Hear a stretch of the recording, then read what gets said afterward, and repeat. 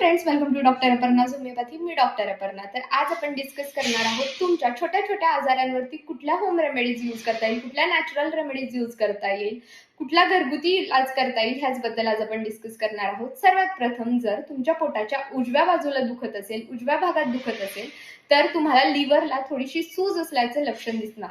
त्यासाठी तुम्हाला काय करायचंय, तर जंक फूड टाळायचंय आणि त्यासाठी गरम पाणी करायचं आणि त्याच्यामध्ये हळद टाकून ते पाणी घ्यायचं. त्याने इन्फ्लॅमेटरी प्रोसेस कमी होते आणि इन्फ्लॅमेशन म्हणजे सूज कमी झाल्याने पोट दुखायचं राहील. दुसरी गोष्ट, जर तुमचं पोट फुगलेलं आहे, गॅसेस आहे असं जाणवत असेल, तर तुम्हाला ओव्याचं पाणी प्यायचं. गॅसेस पास होतील आणि पचन देखील होईल.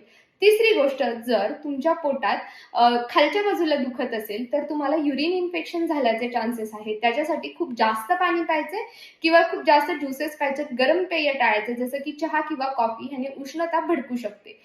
चौथी गोष्ट, जर तुम्हाला असं जाणवत असेल की मला पोट साफ होत नाहीये, कॉन्स्टिपेशन आहे, बद्धकोष्ठता जाणवत असेल किंवा जोर द्यावा लागत असेल, त्यासाठी झोपण्यापूर्वी 1 चमचा एरंडेल तेल प्यायचे.